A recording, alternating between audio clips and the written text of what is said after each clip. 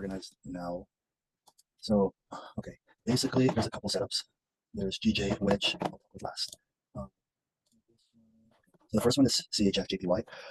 Take the empty signal right here. But the only thing is why I didn't want to take it was if we get in here and we put our stop loss above accumulation and take profit, it's only a 1.85 instead of like a 2 hour minimum. So I didn't take it for that reason. Second reason is tomorrow there is US bank holiday and Canada bank holiday. I know the pair doesn't matter with it because it's different, but it's just like bank holidays. I know it's going to affect everything, make everything go slower in general. So I didn't want to take a trade knowing that it's coming. That's it for that. And then also I didn't realize this one until after this entry happened here at 1 a.m. I know you said this doesn't matter, that the entry's too far away. I just wasn't paying attention at 1 a.m. Like I think I didn't have this pair on my watch list. So yeah, I just got it and I realized it was like that. And then I was like, oh, the entry's on 1. It came back and I could have entered, but I noticed that it is making an accumulation here and figured that I just make it safer. So instead of trying to jump back in here, if it's going to fail, I'll just wait for it to break up and then go, which means that the 4 hour is going to need a higher push and then pull back in order to do it, just so we can like clear out of that accumulation. So I've seen it at least. So that's GBP CAD. This, yeah, the risk reward just wasn't like I was waiting for it to come back here and then I could take something up here. Then it would make sense. I'd have like a 2.5, but this is a 1.85. I didn't want to bother with it. And then GJ, yeah, like I said, I could have gotten in on here, but I don't know. I think the main thing is just like there is news tomorrow. Even though this looks good, I got everything the way I wanted. We have proper risk reward. It all looks fantastic. It's just there's news coming up tomorrow, and I just got the funded account, well, the evaluation account, and I guess my nerves were kind of like all over the place. Like, I don't really want to risk it knowing that there's going to be news coming up tomorrow. So instead, I took it on my personal account, which shows that it's not really like a fear of taking a trade. It's more of like psychological weight that I'm putting on the evaluation accounts, because I had no problem taking it on my personal account, but I just have a problem taking it on an eval account, which is interesting, right? So yeah, I just thought I'd make that video, give you an update on what's going on, and like it being this time, like yeah. So basically, at 11, the market's going to close. Well, the banks are going to close for the US and Canada, so it doesn't really make sense taking it. And same with this, it just doesn't make sense taking it because of the banks are going to close. Same with this, banks are going to close, and risk reward wasn't what I wanted it to be. So valid. Let me know what you think. Just a recap on here. So this is the GJ. It's bearish.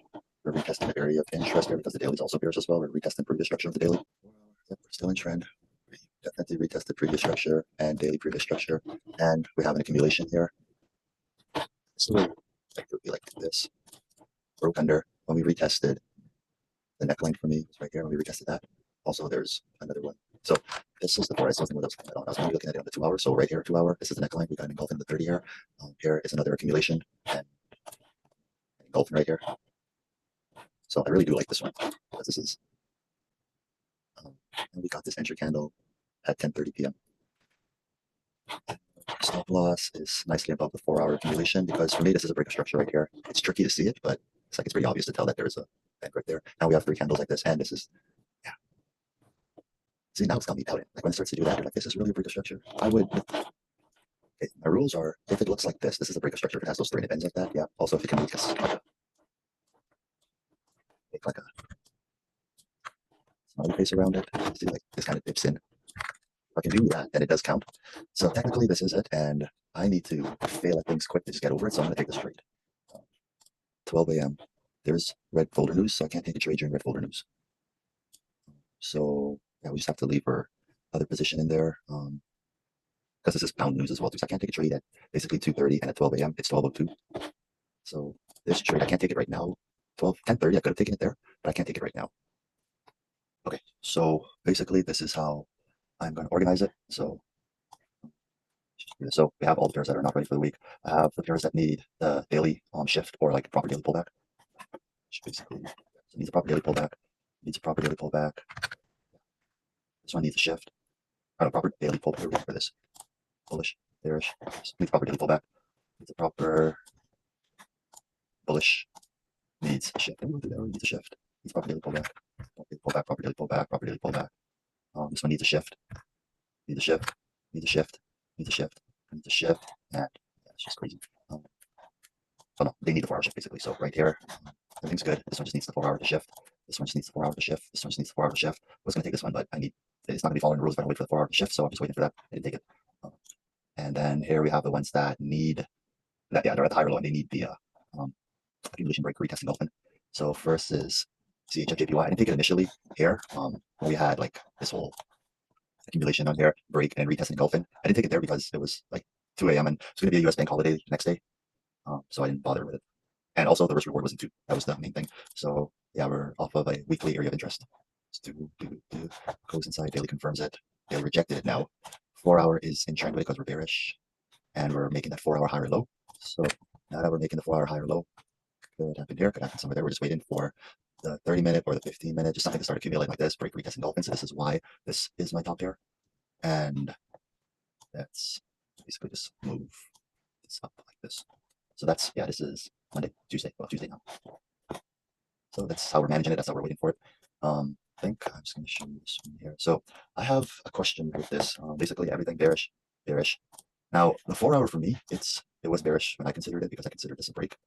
So when we had the break pull back, we have all this accumulation here and here. So basically, yeah, I have drawn it here. So when it broke and it came and then it gave us the, well, this is the extended version. So basically it was like this at first. And we broke, came back in here, and we got engulfed in there on the 2-hour. There was also engulfing on the 1-hour. But I guess the 1-hour broke structure on there, but still we got the engulfing on the 2-hour. And basically I used the 30-minute engulfing, even though it was like, what was it? Yeah, it kind of broke structure on there. I was just looking at it like, okay, the 2-hour, no matter what, the 2 hours perfectly fine, it didn't break structure. So I was just looking for an entry signal. So this is all the accumulation here. So right when we broke, I just waited for it to retest. I guess this would have been above if we did it on the 1-hour. Well, no, because we got the first at 10 p.m. on Sunday. So that is a couple hours before London for me. Or yeah, this is basically pre-London. So right here at 11 p.m. I could have taken it right there, which would have perfectly rejected everything right here. But yeah, I just took it because I saw the accumulation of all of this, and I was like, okay, yeah, this is the neckline. Retest. Saw the 2-hour was good. Saw the 30-minute, and it's pulled back like 50% of it. And then I thought, okay, so we've managed to break through.